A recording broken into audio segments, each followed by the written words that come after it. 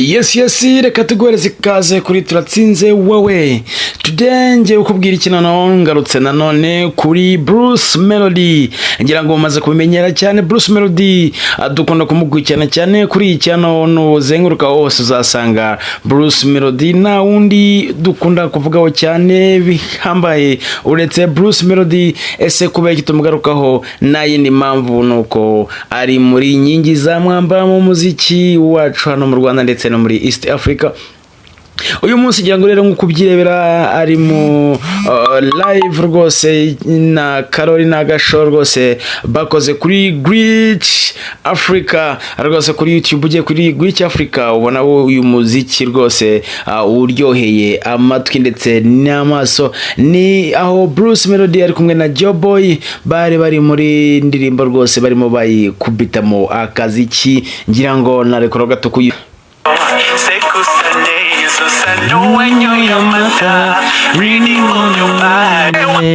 esukuruta satei asiye birangayo wanyiregesa umutima nzenguruka mfunga amaso umumamaso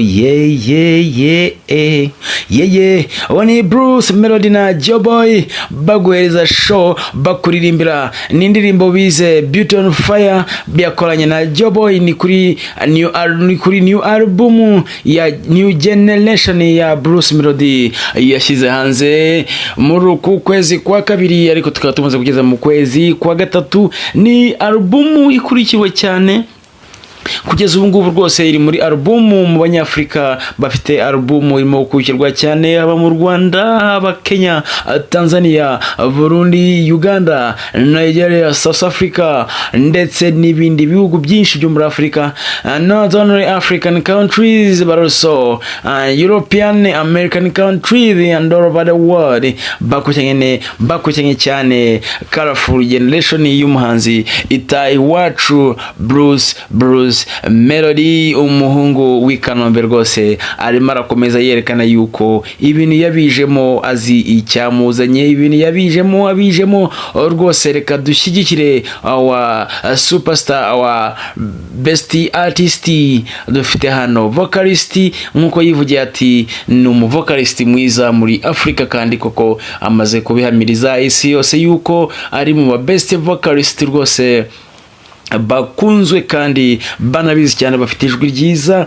Wowe ese ni kubona Bruce ni best vocalist cyangwa se no umuhanzi ufite sweet melody? Ese wowe ni kubona vuga ati shyiraho idarapo ryawe nimbiri mu Rwanda, Uganda shyira idarapo ya Uganda, Kenya, Burundi, aho hose drop your flag on comment section.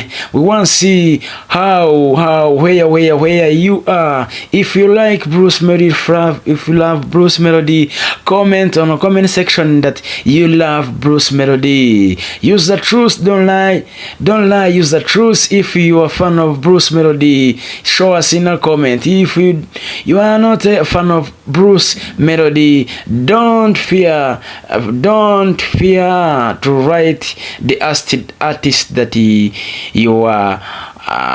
you love more than others. Twereke umufana ukunda kuri umuhanzi ukunda kurusha abandi, haba mu Rwanda, Africa, East Africa and over the world. Dumanukiyeyo umuhanzi wumva wemera. Uyu ni Bruce ari kumwe na joeboy bakubwira ngo wanyiregesa umutima nzenguruka umumamaso